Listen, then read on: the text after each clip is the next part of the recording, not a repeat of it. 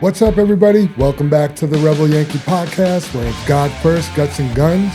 I'm your host, Jan Backus. Joining me today is repeat guest and producer of the show, Trevor O'Connor. What's up? What's up? And a surprise guest that I just met 10 minutes ago, literally, Josh Howell. How's it going? It's going great.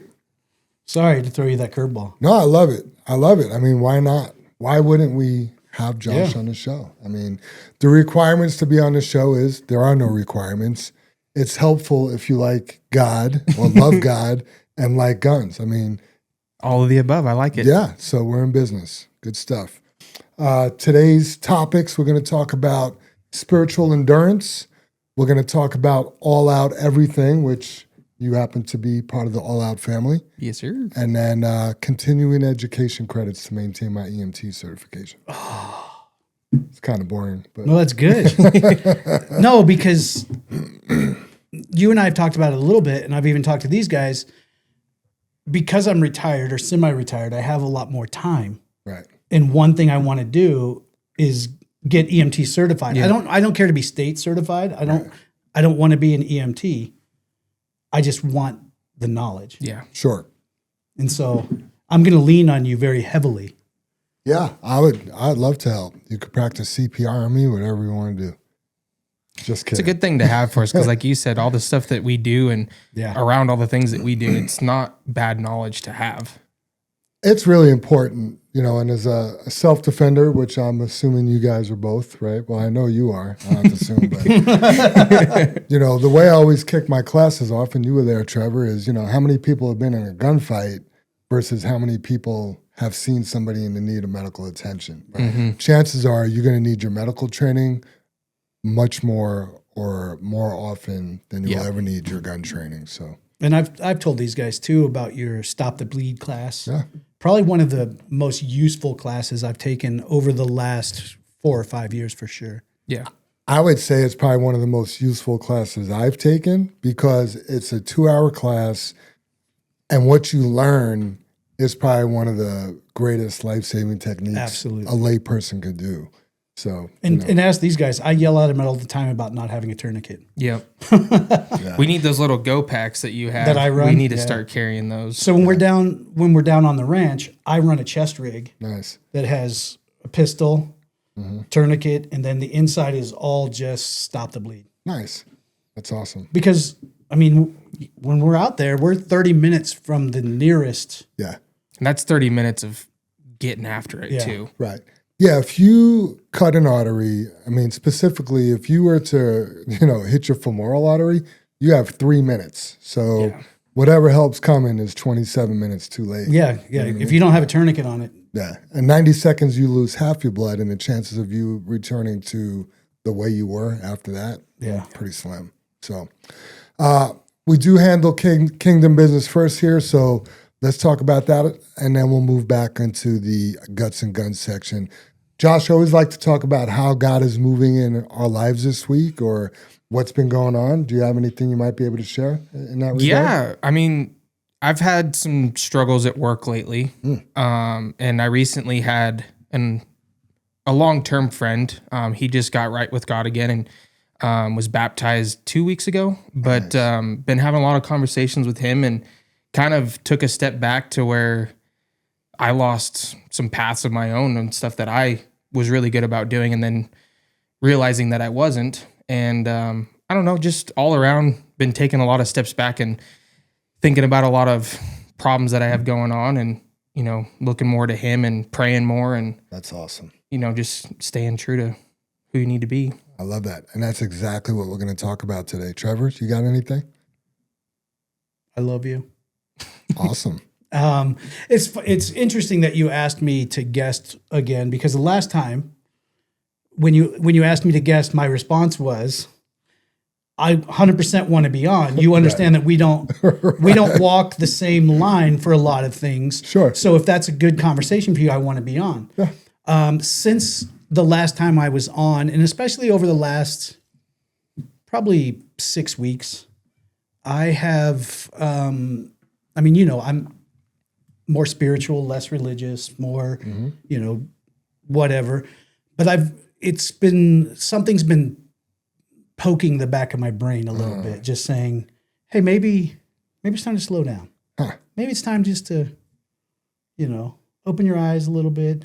Maybe I'm not quite, ready to jump in and, do security at the church and do this, you're like the example of all in. You are, you really are. I'm at the pool. Nice. I've got feet touching water. So that's awesome. It's coming around. And I've had seasons in my life, and I think most people do, where I've had seasons where I didn't miss a Sunday for a year at a time. Mm-hmm. And then we've had seasons of our lives that I was in previous to us reconnecting, right, where I didn't feel connected. Sure. And so I just let it go by the wayside. And now I'm coming back into a season of saying, hey, maybe I want to hear from my dad. Or maybe maybe I can put this backpack down. I don't have to carry it all by myself. I love it. Yeah, I'm excited to see, where that goes at whatever pace it happens for you. Of course, I'd love to hear all about it.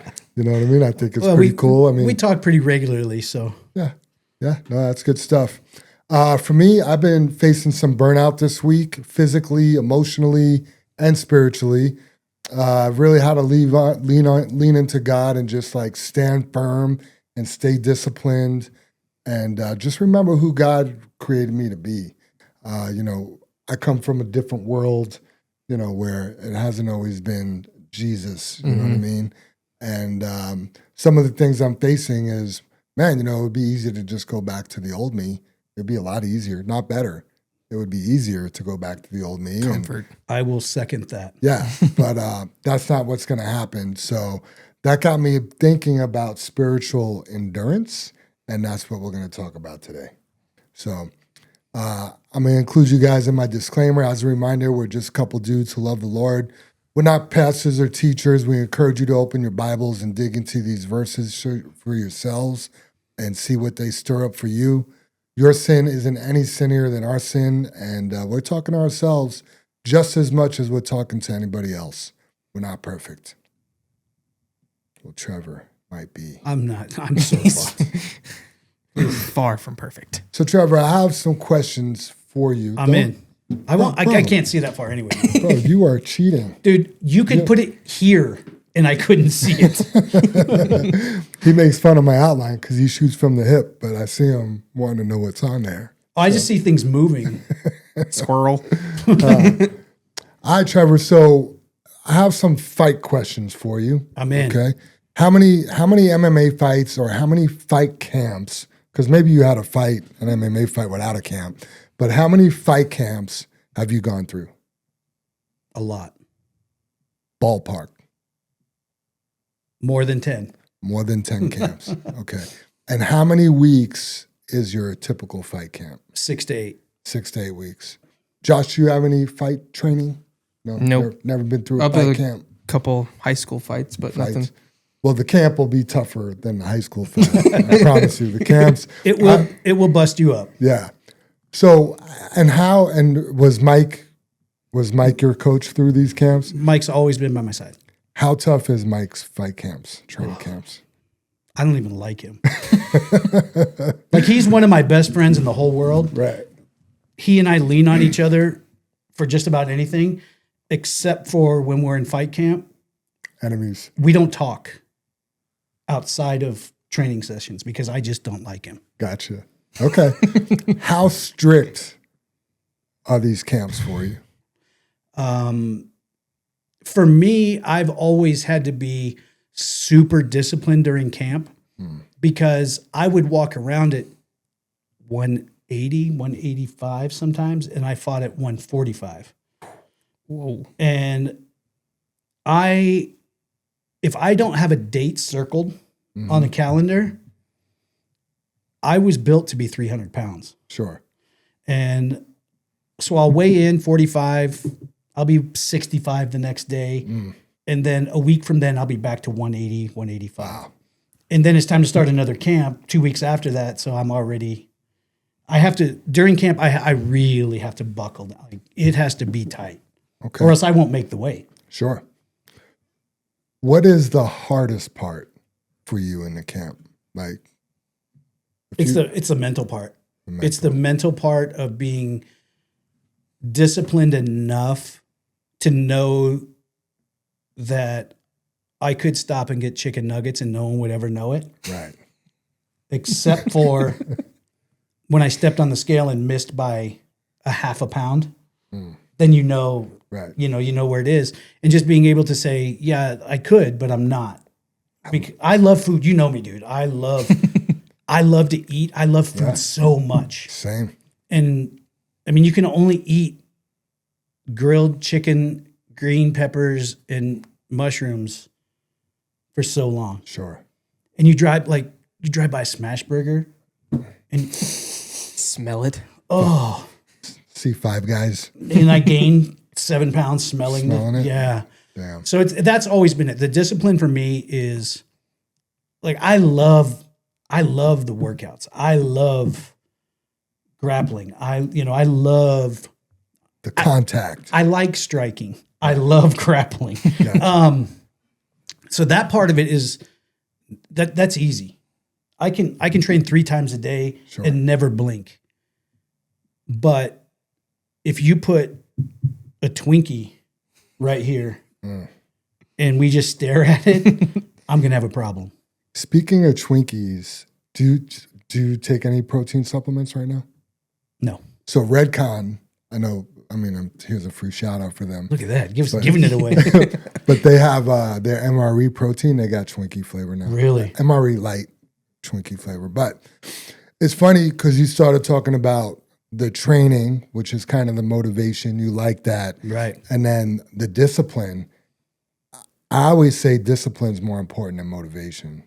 I mean, I'm going to get locked in a cage with a guy that wants to hurt me. He wants to take my consciousness away from me. Sure. The motivation to train, no problem.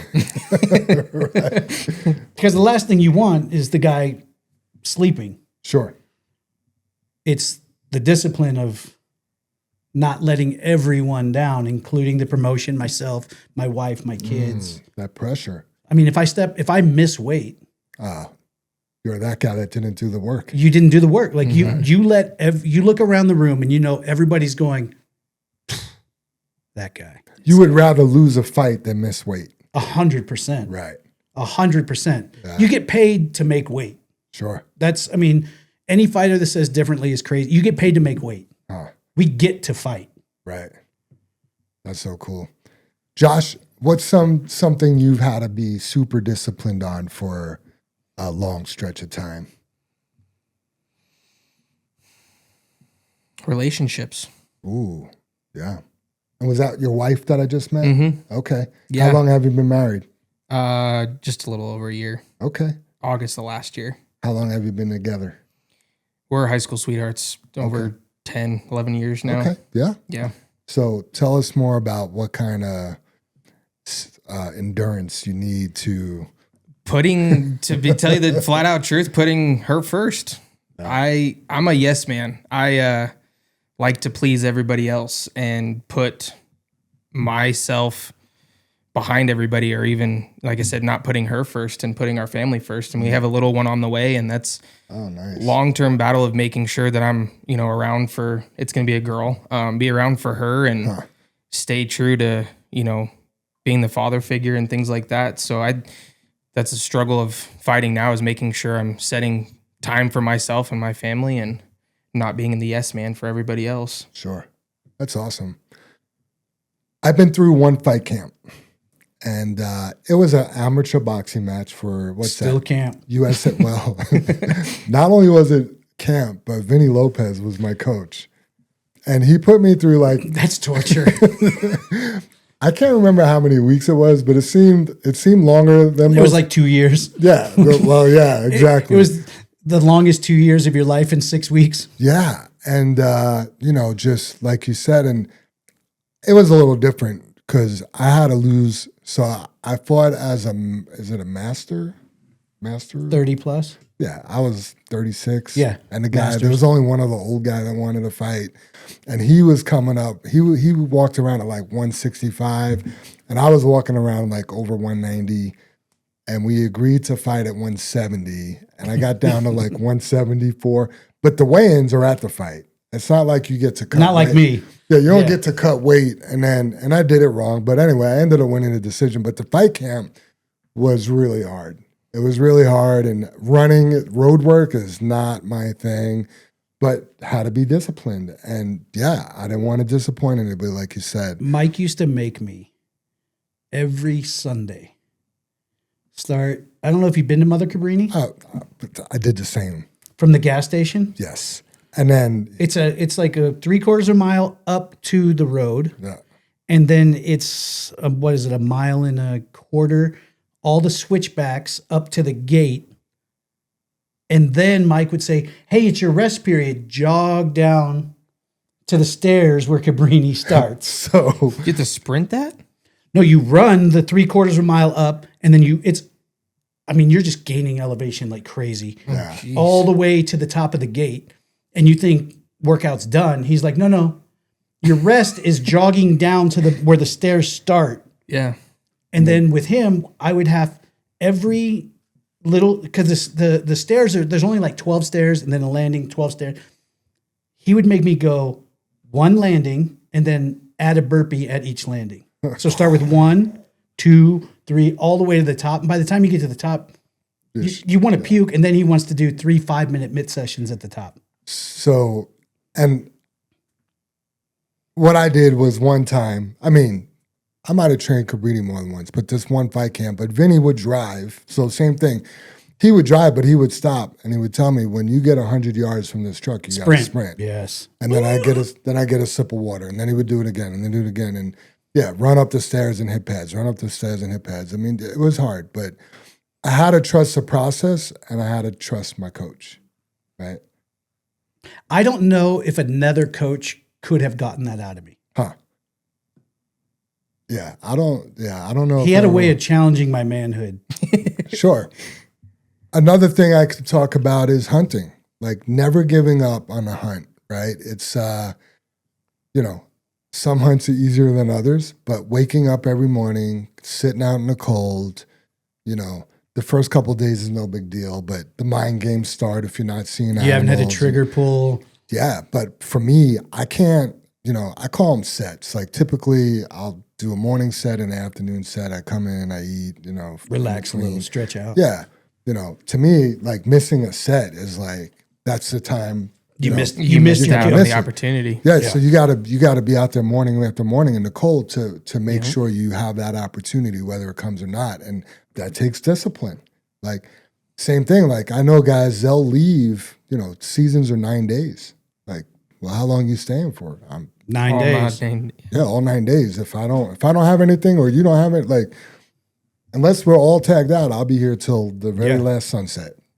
So I just did. Not long ago, on my podcast, we had Jimmy McCullough, who runs the Subhounds MMA team. Okay. And he was getting ready to go on one of his hunting trips. But this dude, like a month before, 2 weeks before, he makes 2 like separate trips where he backpacks in 12, 15 miles, making this loop, just pre-hunting, just laying everything, seeing everything, laying it out, looking for patterns. They call it scouting. Yeah. And like he's just by himself, right? Him in a pack, and he'll be gone for 5 or 6 days. He just crazy. goes. Yeah, that one dude from Kafaro, I don't know his name, Aaron something. He's like that. He'll go backpacking for 12 days by himself. Yeah, and then he goes on his hunting trip. Right. It's committed. I'm like, don't you have a job? This is my job. This is my job. He's like putting meat in the freezer is my job. Right. Yeah. So cool. So very similar. Spiritual endurance, right, is the grace-given ability to remain faithful, steady, and obedient to God over time, especially through the suffering, temptations, dryness, trials, without abandoning hope. So just like you're in camp, you trust in the process. And listen, you may be mad at your coach. We could be mad at God. I mean, Sure. it happens. You know what I mean?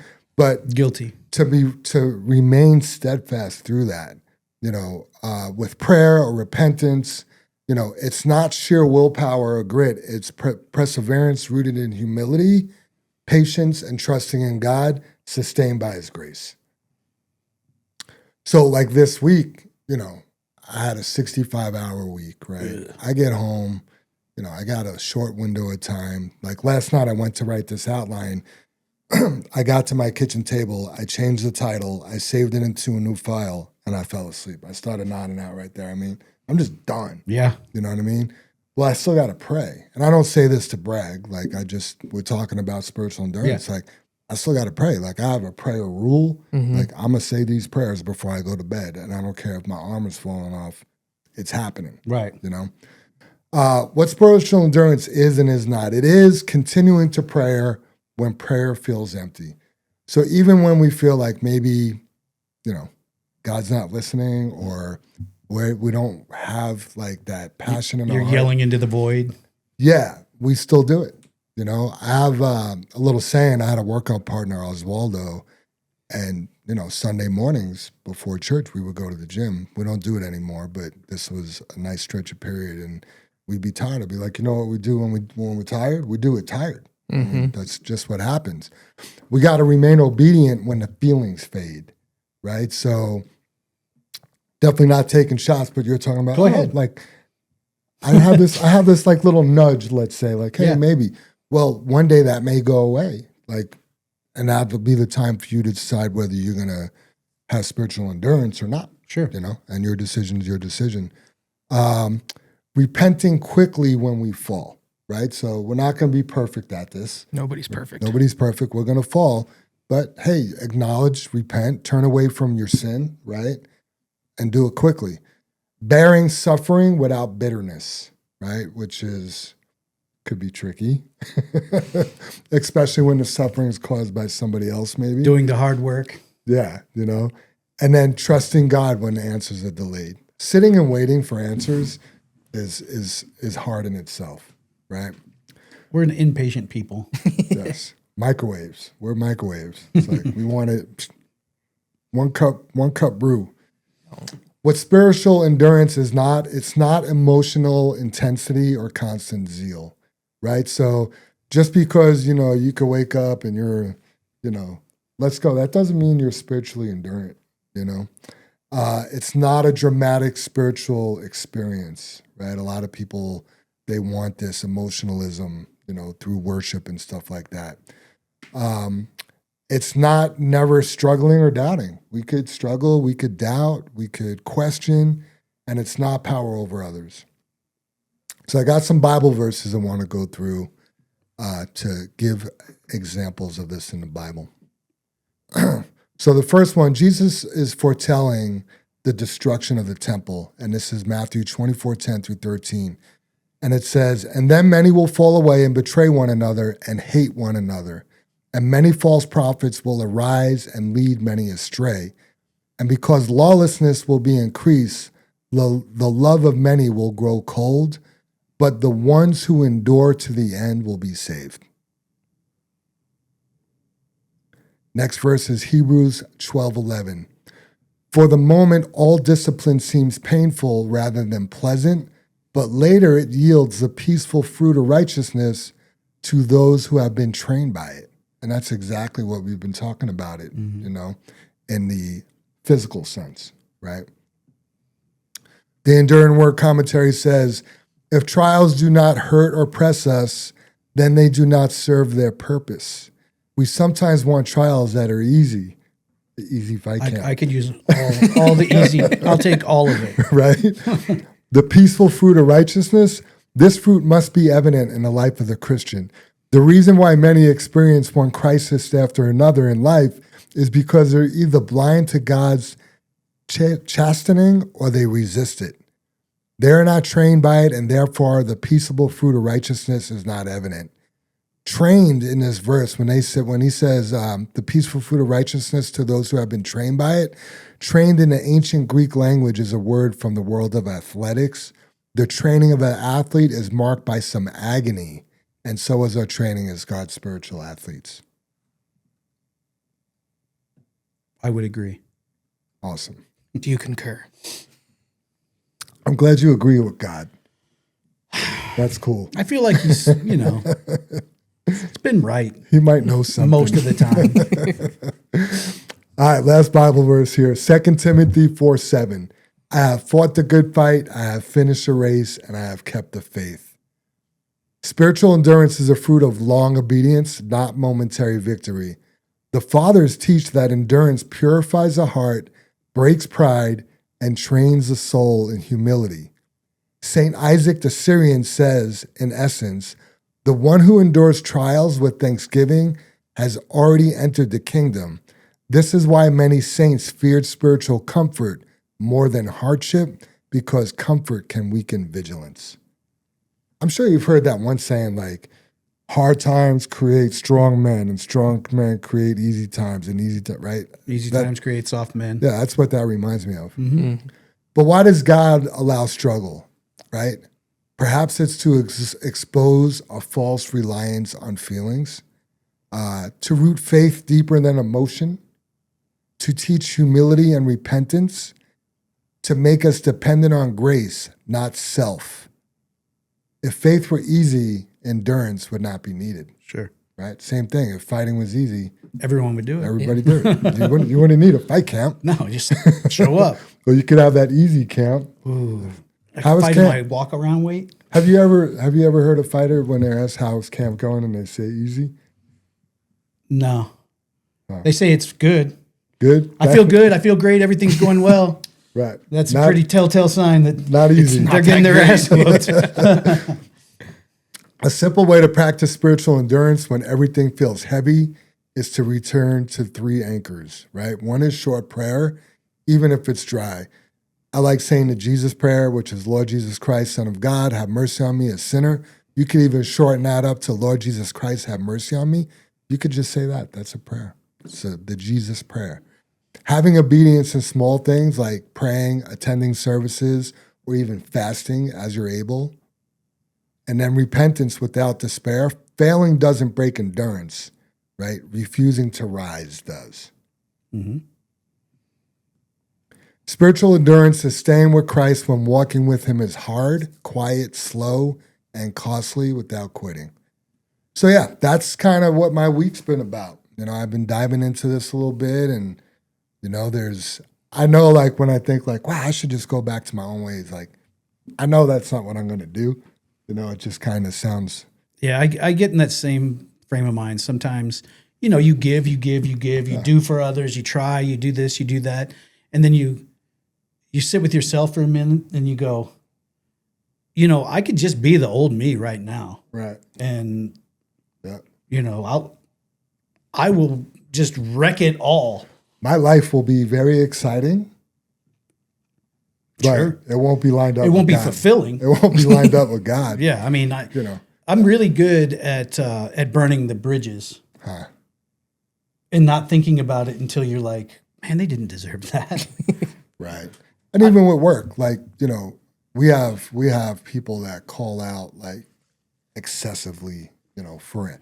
Like, I've never knew food poisoning was so rampant. And continual. Yeah. Like, wow, you get like. You should not eat wherever you eat. Yeah. Tell your wife to quit cooking. You have food poisoning. Do you guys own a refrigerator? Like every weekend. We call it a weekend immune system, a weekend immune system. I call it the brown bottle flu. Yeah. But like, there's days I wake up and I'm like, wow, I'm really tired. I should call off today. And it's like a joke where I just laugh at myself. Yeah, like and yeah, like, all right. Yeah, it's 3:46. You better also get up. not an option. Yeah. So I can't do those days because then I feel like crap later on after I do wake up and I'm not tired anymore. Like, you idiot. What are you doing? And what do you do, Josh? All around easy as operations and fleet manager for 3 different companies. Oh, so transportation? Transportation, agriculture, cows. I'm kind of in the ranch style life. Transportation. Yeah. Okay, nice. That's my full-time gig. I work for a transportation company. Nice. Yeah. See, we just became best friends. See, look at that. Now I'm out. All out transportation. All out. Hey, that's good. All right, let's get into some guts and guns, guys, unless you had any follow-ups to the spiritual endurance. No? I think the only thing, and I don't know why, but I used to listen to Dave Ramsey a lot. Okay, yeah. And his financial advice is great, but a lot of what he said I would twist into outside of financial world. And Okay. his big thing is always do the things that nobody else will so that you can do the things that nobody else can. Right. And I've for a long time, even through fight camps, it was, okay, well, the only time I can run is 5 a.m. I hate 5 a.m., Right. but I'm going to run at 5 a.m. because nobody else is running at 5 a.m. Sure. so that I can bear the fruit, Yes, I can, when the referee says fight, I know that I get to do what people can't do because my gas tank won't go empty. My skills are at their highest level because I did all the things when I didn't want to do them. But it's the same, like financially and motivationally. It just, it transcends. I love it. I say it all the time. Do hard things. Yeah. Right. If you do hard things, you're never going to regret. You ever walk out of the gym and were like, well, that was really a bad idea. I shouldn't have worked out. Yeah. Have you afterwards? Yeah. I hate it. Never mind. I know it's amazing. And I know I'm terrible, dude. If there's not a date circled, I'm like, this is dumb. Give me a calendar. No, it's a circle he's like, all right, the second Tuesday, the third Tuesday. You got to fight every week, bro. Yeah. I don't know why my mind has been conditioned to that, but it's always been, I can get in shape fast if there's something over there.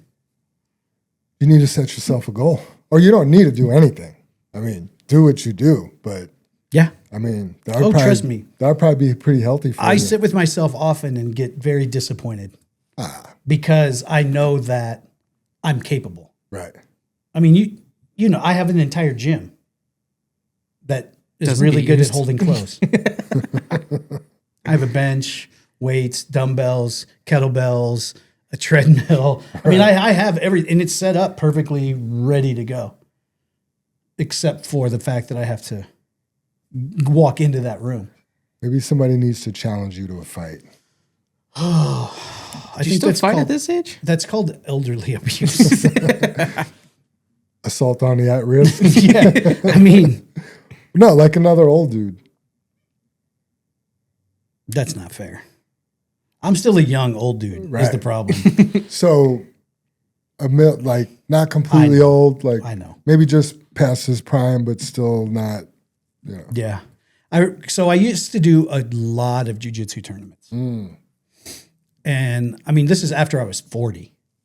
And so you go masters, seniors, right. And they would put me in the seniors bracket. And I would feel bad. I was like, there's no way that me and that guy are the same age. And I don't want to hurt him. Right. And then everyone's like, dude, he's a master. He's actually 2 years younger than you. Oh, man. All right.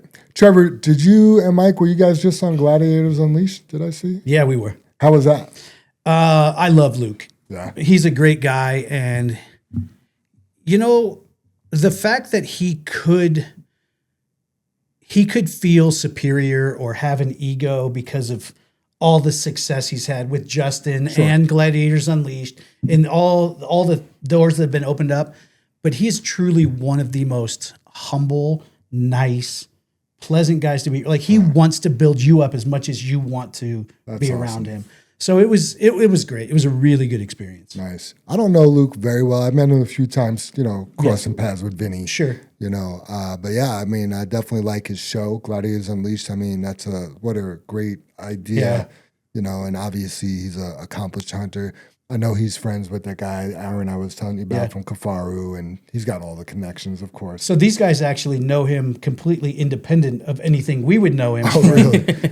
They've been like the Mile High neighbors Hunt and Fish Expo. At the expo, Oh, gotcha. they all meet with through Abe and all of those guys, they ended up, and I'm like, yeah, but do you know who he really is? Yeah. Like, he was one of the original Right. UFC. He was a lightweight in the UFC. He was a 55er. Champion, right? Yeah. No. He was a local champion, but he never won UFC gold. He was a journeyman, he fought through.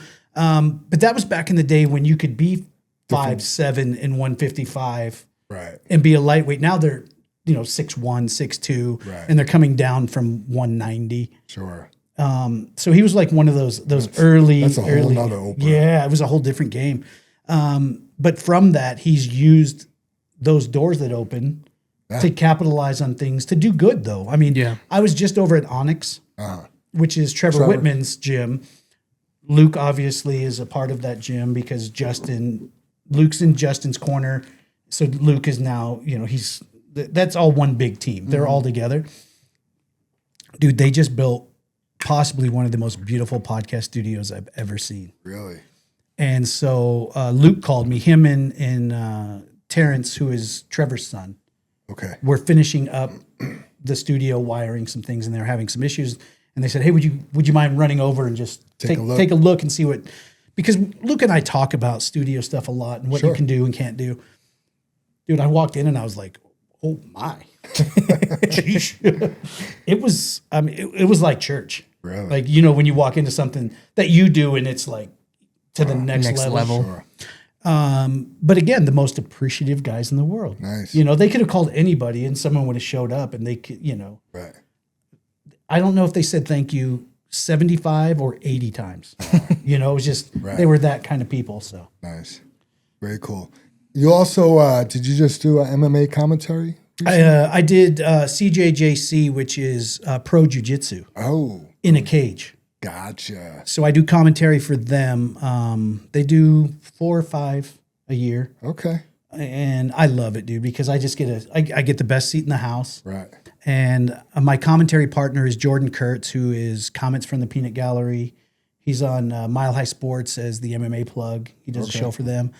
And it's nice because I broke Jordan in and got him his first commentary gig years ago. And so it's circled back around, and now he's doing a lot of that. And he's my commentary partner for that show. That's awesome. And I've got to switch seats. I used to be the play-by-play guy. Oh. He really, really gets into the play-by-play. He's very good at painting the picture. And I get to be more like DC and I just... Analytical or? No, I get to be the color. Oh, like, oh. Yeah, I get to be excited and say just the crazy stuff. And, Gotcha. And so it's really enjoyable. And I mean, the Pep Rockies have built a pretty cool thing over there. And it's nice just to kind of, get back into that world a little bit without getting beat up. Yeah, I like it. No camps. Yeah, there's no camps for commentary. There you go. That's an easy camp. Yeah, you just have to have throat lozenges. There you go. You got to have knowledge about jiu-jitsu. Well, I guess so. Yeah. Jordan does now. I just get excited. Let's talk about the All Out Boys and All Out Adventure. Like this, all of a sudden, like one day, it's all over. This name came out, All Out, and I thought it just had to do with your airsoft. My airsoft team? Yeah. And then I saw All Out Adventures. Next thing I know, I'm following somebody, must be your dad. Jason. Yeah. Jason, you know, it's great TikTok channel. And yeah, like he needs to hear that. He he works so hard and he worries that it's falling on deaf ears all the time. I'm like, dude, people are watching. I watch more of his stuff than any other thing on TikTok. Yeah, he's good with the He dogs. works hard on it. It's just really good. I mean, I think it's awesome. So you know Rudy then. The puppy? Yeah. Yeah. Yeah, he's got a very unique style in training dogs that I've never seen before. Tell us about it. It's more allowing the dog to be the dog that it's supposed to be. You know, the bird dogs are bred to be bird dogs, and he doesn't overtrain them. It's like instinctual training. He lets the natural training or the natural instinct come out of a lot of dogs. Gotcha. And so, like, he's like, you know, you want your dog to to work a zigzag pattern to jump up the birds. So when you start working with him as a puppy, all you do is just walk in a zigzag. And the dog gets conditioned to that's how we move through a field. Gotcha. Then when you start walking straight, the dog will still walk the zigzag. You know, and he's like, don't overuse no, or don't recall the dog all the time, because a dog that's recalled all the time thinks that it needs to be right next to you. And then if it wanders away, it's bad. Gotcha. He's like, let the dogs be the dogs. The only time you need to stop the dog is when it's doing something completely wrong or dangerous. And if you watch his TikTok, All Out Adventures, these dogs, Rudy is only 7 months old? Now 7, yeah. But when he first started, it was 5 months old. And this dog is out there hunting with just big dogs, gamers. Yeah, the ones that have been doing it for years, and he's schooling them. And it's just insane, because he's really just let this instinctual training happen with these dogs. I love the care he takes for them. Oh, you know, just get in from the field. They jump on the table. He inspects their paws and their pads and just ears. You know, goes through all of he it. already knew this one's gonna have a puncture wound. Up there it is. You know, it's like he is an expert at what he does, and his content's great. So it's very interesting to see him on the care end of the dogs, because Jason is very like man's man, very like. Everything is this. You do this. You do this. You do this, and you know he's the rub the dirt on it kind of guy. You know, he's like, we got work to do, so rub dirt on that and get back in here. Not on the dogs though. But with the dogs, well, he hunts his dogs hard, but he also like cares for them equally as hard, if not more. When they come back in, it's not like dump them in the kennels and hope they're there for the next day. Gotcha. You know, every dog gets inspected. Every dog gets rubbed down. Every dog. I mean, he gives more care to those dogs than most people do their children. Yeah, I was gonna say that those dogs are probably taken better care of than most kids. I mean, they're in a heated barn in the wintertime. The summertime, I would say it's not air conditioned, but there's cool. There's got fans on every single stall, and they've got, you know, fresh water and nice beds, and I mean they're a working machine, but it's the return that they get for all the hard work that they do. Are you a trainer as well? No, not on his level by no means, but we've had dogs growing up in labs and stuff for hunting, you know, geese and things like that. And so we've trained a little bit with that stuff, but no, I got a couple of truck dogs that just go everywhere with me. That's cool. Nice. So let's talk about, well, we're already talking about All Out Adventures. What is All Out Adventures? So there's two separate things. Okay. The All Out Boys is our like tearing up the world side, you know, just doing the dumb stuff. It's our airsoft team. It's, you know, our like combat shooting, stuff like that. All Out Adventures is an outfitter. Gotcha. Okay. So Jason guides bird hunts. We all guide hog hunts down at Texas. Gotcha. They just got a place up in Michigan that they're going to start guiding Fishing trips. Fishing and fishing. Gotcha. And hunt. Dude, I'll show you some bucks. Whitetails. There's some trail big cams deer up there right now. Nice. Yeah, and they're just flirting. They're like walking in front of the camera and just waving. Nice. Oh, yeah, it's a trip you want to make. But that it was all kind of incorporated around getting that first the hog ranch up down in Texas, and it's family run, family paid for. Every dime that's come out of the ranch has gone right back into it to make it better, build more, add to, you know, the experience that people get to have down there. Nice. So we kind of keep the brands separate only because, you know me. Right. You're going to burn something down. Well, I mean, I'm all out. Right. If we're going to go do something dumb, I'm probably in the driver's seat of the dumb.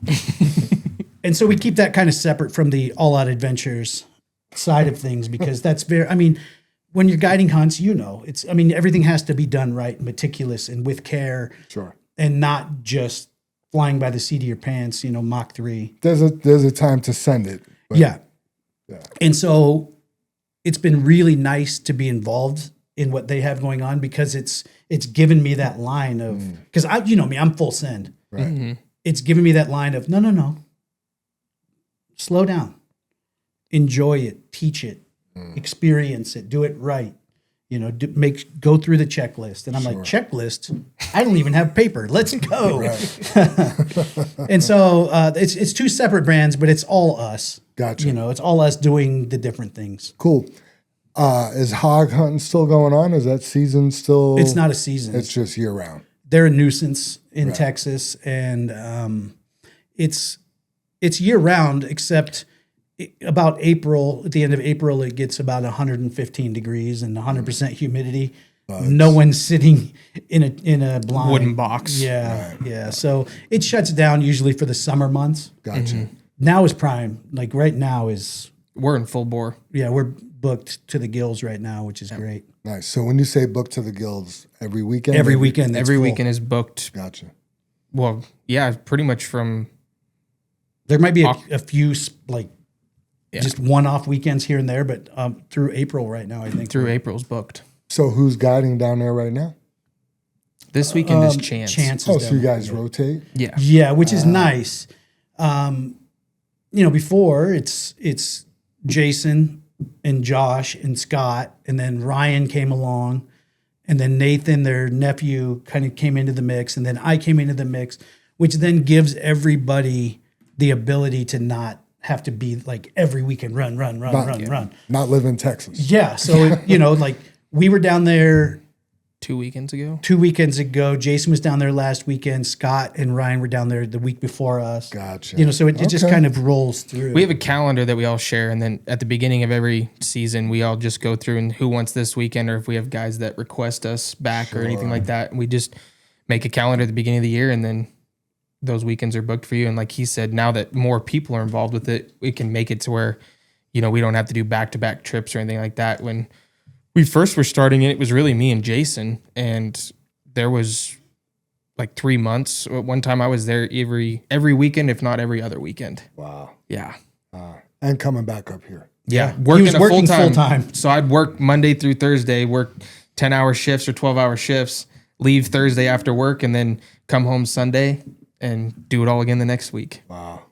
Yeah, that's rough. And it's nice now that we have more guys. We can go down in teams of two. Mm-hmm. Sure. It's just so nice to have that other. That's some cool dude time. Yeah. To go down. Well, there. and I mean, the coyotes want in to the wire, so they try to dig under the predator wire, and so there's holes to fix every time you go down there. Sounds like you're coyote hunting. We might. I mean, is it like you coming? I mean, I might. It's they're like a nuisance. Like out here, if you're elk or deer hunting and you see a coyote, you're a coyote hunting. It's cool down there is you can hunt them at night. Oh yeah, with thermals. Nice. Very nice. Texas is a different place. You can do things there that are not even thought of here. Well, and like hogs, because it's not a tag event. Right. They're a nuisance. Sure. So at night is the best time to hunt them because that's when they're more active. During the day, they bed down and.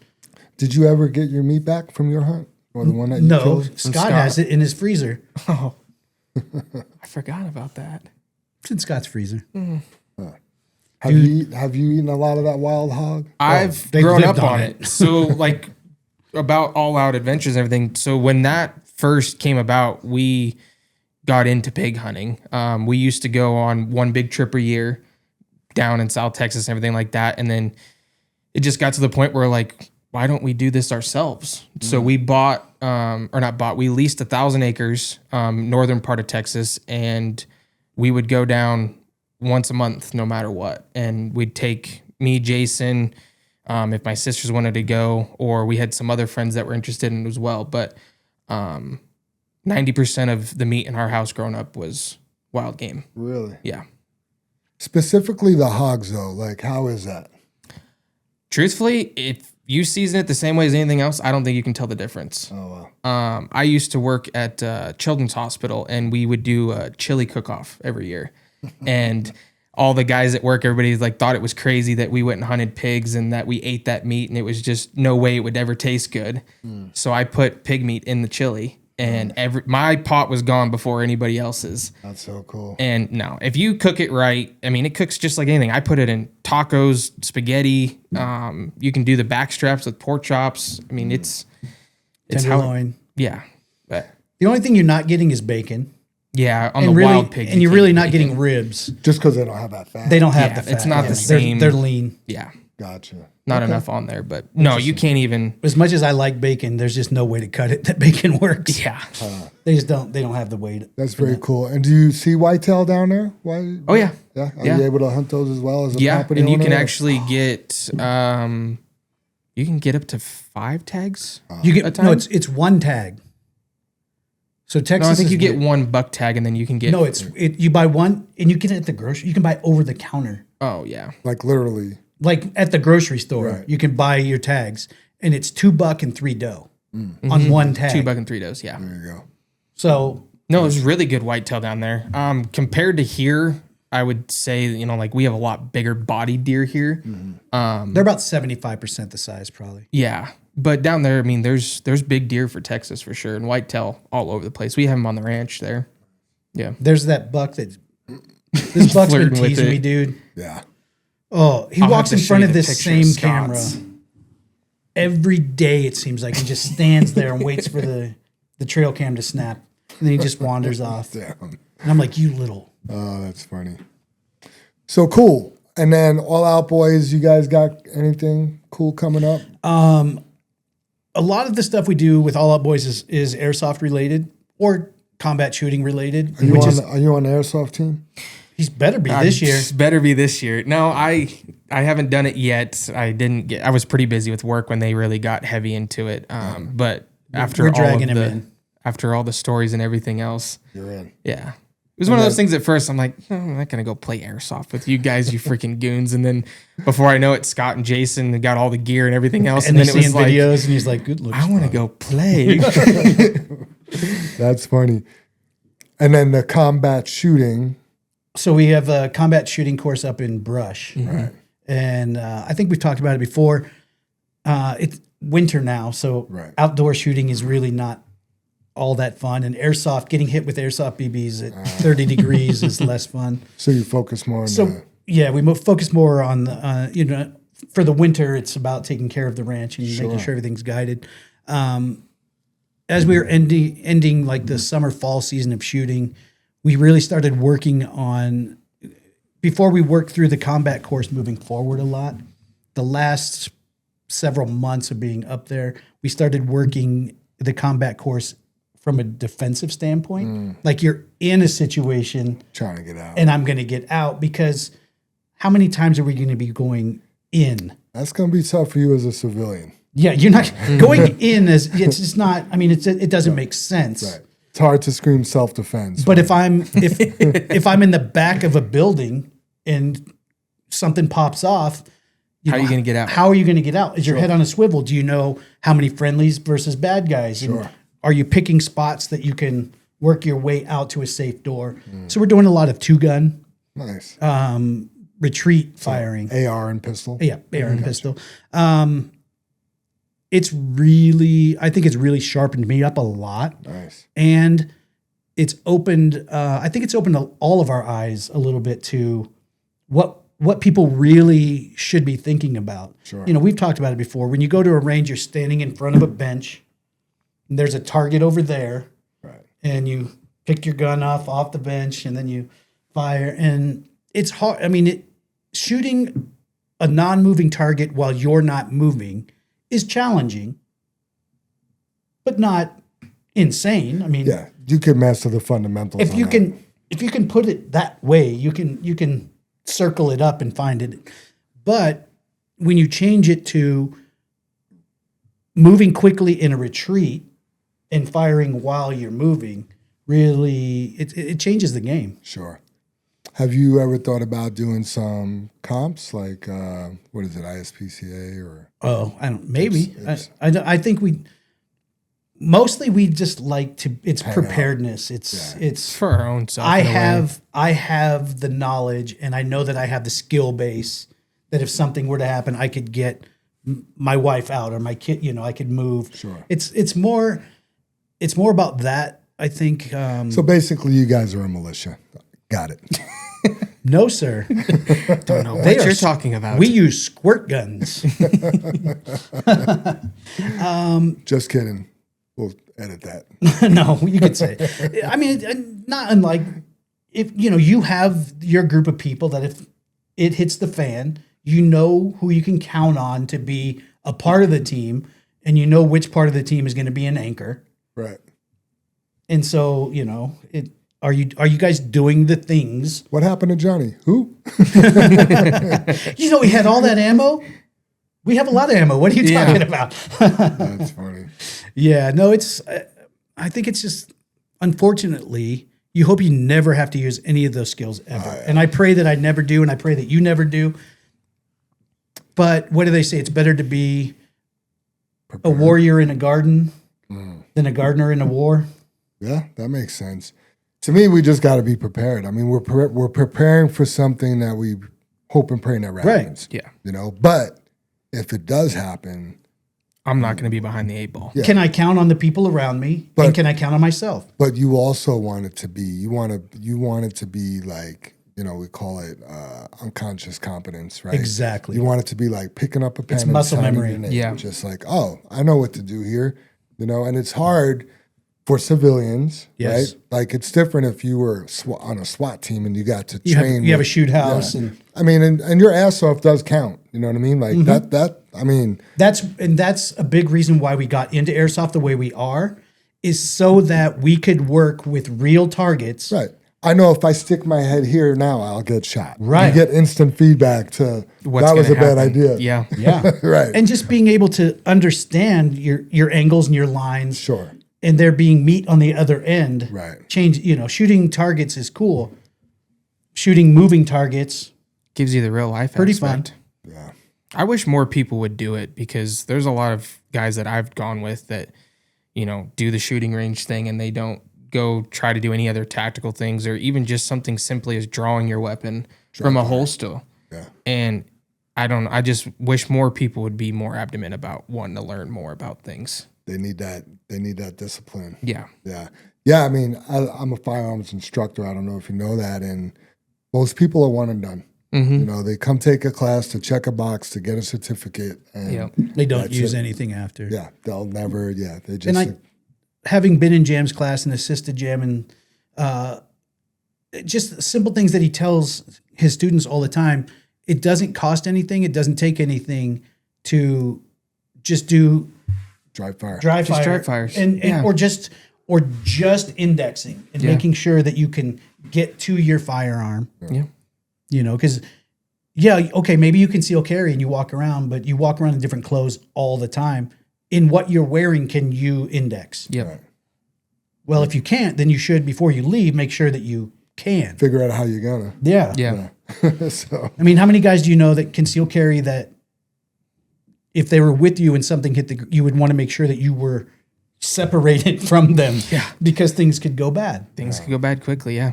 I tell people all the time to doing the dry fires and everything, and just always being aware of the situations. Like you're talking about going into places, and doing the training that we do puts the mindset of everywhere we go. Like I'm always thinking about, if this pops off or whatever, which way am I going out, or what am I going to do? And if somebody's with me, what do I have to do with them? And it just puts a different awareness for everything that you have to do. There's a pretty good book out there called Left of Bang. I don't know if you've ever heard of that. It's a good one if you guys like reading. It's Is it an audiobook? I was going to say, is it audio? That's what I need. I'm sure it is. I mean, Not smart. I've got bad squirrel brain. I read one word and then I'm 10 other words off. I had a coworker tell me about this 12-book series she's reading, and I'm like, In a row? 12. I'm like, I've been reading the same book for 12 weeks. So I don't understand that. I have friends too that will like, in January, I finished these 5 books. And I'm like, in January, I read an article. right. No doubt. I'm not a reader. I'll listen. Yeah. Well, check it out. He's in the truck a lot too. Yeah, in the truck a lot. So I can audiobooks and podcasts. Yeah. Yeah, I mean, I love that. You're getting fed constantly. I mean, if you have some, I'm sure you have your go-to podcasts. Yeah. Rebel Yankee podcast is probably one of them. But yeah, I mean, you just get to be fed all day long. Oh yeah. Yeah. When I was truck driving, that's all I did all day long is listen to sermons and gun podcasts, and I just got fed all day, and I got paid to do it. I thought it was the coolest thing ever, Yeah. So perfect opportunity. Yep. Anything else coming up, Trevor? Like, you're always into all these, like, all of a sudden you're into something, and I'm like, where did that come from? You got anything else? We haven't put it together yet, but we've talked about the All Out 650. Oh, we can't talk about that. Ooh, 650. All Out 650. So check this out. He always says we can't talk about it, and then he And then loves I just telling talk the about it. story. So there's 5 of us. Each one of us is going to give a guy $500. Okay. This guy is going to go find 5 $500 cars. Oh. They have to start and run. That's like basic. I mean, that's, we don't know. You're not going to get spinning tops for $500. Sure. We're going to start in brush. The ending point is 650 miles away at the All Out Ranch. Oh, wow. Okay. The car that makes it wins. First one there wins. Oh, wow. Or one that makes it. Gotcha. So we're not going to know anything about the cars. We're not going to know anything. All we're going to do is have a co-pilot, which is going to be one of our wives. We may not take our wife in our car. Mine's Like, pregnant, so she she's might going to be- drag me down, and she has to pee every 5 seconds. So she might be in a chase car, you mean? In case you No, break no. down? We're going to have a chase vehicle behind everybody to pick up the Pieces. And we've all agreed that if it breaks down, we're just going to put the title under the windshield wiper, and that one's for the streets. There you go. But we're going to have a co-pilot that's there to film, obviously, and to interact with and make sure that everybody's good. Gotcha. So I could be with his wife, who's now pregnant and has to pee every 12 minutes down the road, which is fine because I have to pee every 12 minutes. And he could have Kay Miller, who is a ride or die road tripper, but Better not stop that car, Josh. it's having that one more thing to contend with. Right. You're in a $500 beater, Right. and With somebody else's wife. with somebody else that is now precious cargo, and Because the gloves are off. Yeah. And if we find each other on the road, who knows what's going to happen? So Ryan, one of the other guys, and I, we have an agreement that if we hit Archer City near the same time, put your seatbelt on Okay. Gotcha. because rubbin's racing. All right, man. Yeah, that's the All Out 650, and I'm thinking spring. Yeah. That'd be pretty cool to watch. Can't wait to see the footage. Do you want to come in? I can't commit. You to drive for a anything. living. He's like, I need my license the way it is. Chase car, maybe. Yeah. You know? So I have a theory. I'm going to go roughly the speed limit, maybe 5 over. Yeah. And I'm going to go with the turtle in the hair. Okay. Those guys, like Brian's going to go and he's going to I pin know. it. As soon as I get a little bit comfortable, because I'm the same way you are. I've driven a lot of stuff, a lot of places. If I get the slightest comfort, I'm just holding it to the floor. Well, and Ryan, Which is 55 in one of these cars. Yeah, probably. one of our other team members, Ryan, he doesn't know how to not have his foot on the floor. So I'm expecting he's either going to win or he's not going to make it like Passport Morgan. Gotcha. Interesting. Yeah. Very cool. Can't wait to hear more about that.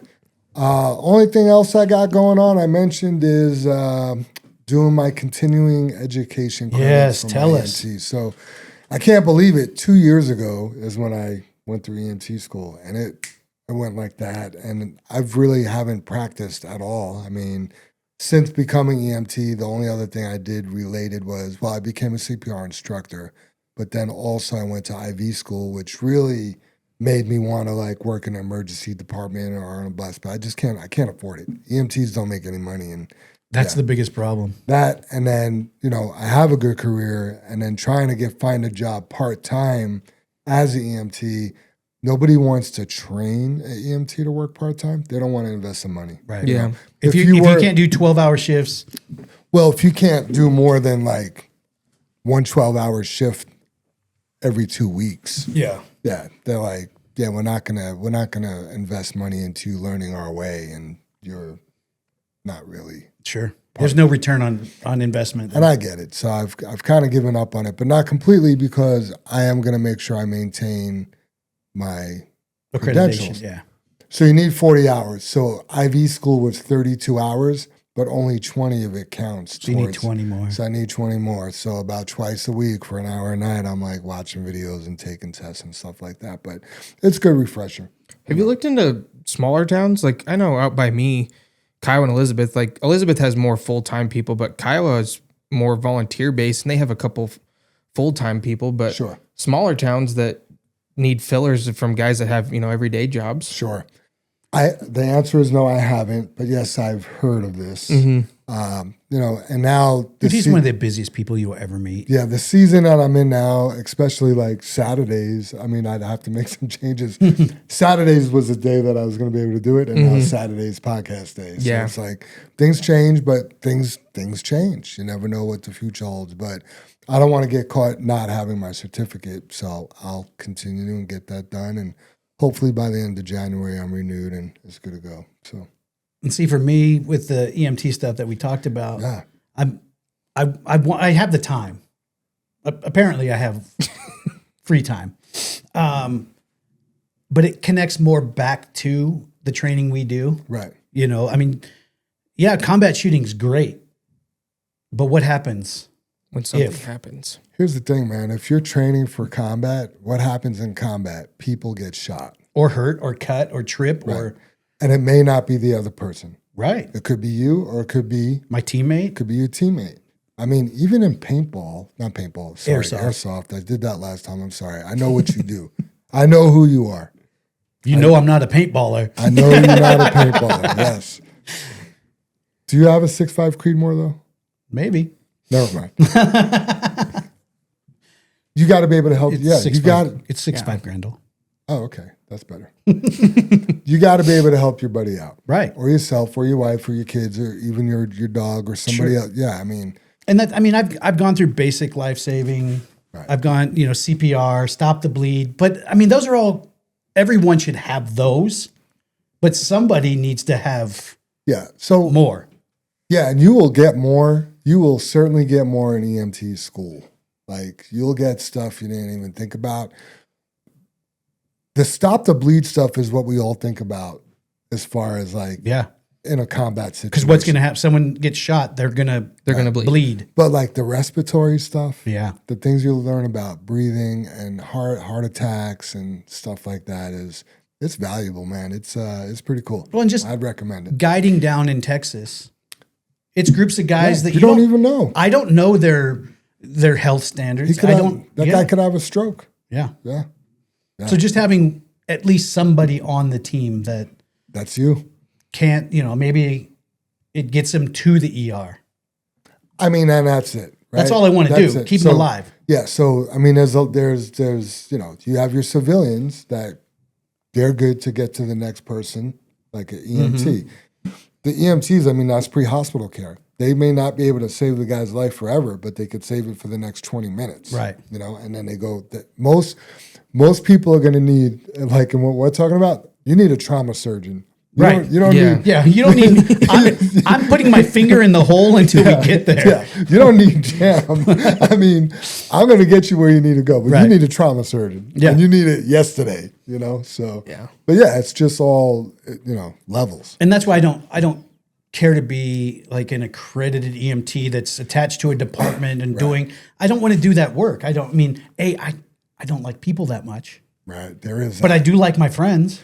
I tell you what, though, like doing some ride-alongs. So I've done ride-alongs. I have a buddy on South Adams Fire Department. He's a lieutenant, and I've done ride-alongs with them and with Platte Valley. And what's his name? Justin Wallace's wife, Amy. Yeah. So the outfit she works for, is it Intermountain now? I think they're Intermountain. It changes names. Yeah. I don't know. But anyway, their ambulance service. Like I've done ride-alongs with them, and man, when you show up and somebody can't breathe. And 5 minutes later they can. It's pretty dang cool. Yeah. It's like as much as I want to bitch about people, right? There's something about being able to help somebody. Yeah, you want them to be able to breathe. Yeah, you may not want them to talk. Right. But right. Breathing is good. You got to coach that into them. Listen, I need you to conserve your energy. No words. Listen, I'm about to save your life, but you gotta promise me you're not going to talk. Right. Just when you come to, just shut up. Shut your mouth. Oh man. All right. Well, I guess that's a wrap. Final thought for today, unless you guys got something else. Nope. I'm good. Spiritual endurance is not about winning every day. It's about showing up every day. Stay faithful in the small, unseen battles. Stay disciplined when motivation fades. Stay rooted in Christ when the road feels long. Endurance is built one obedient step at a time, and God is faithful to finish the work he started in us. That's a wrap, guys. That's it. We'll see you next week. Have a good one.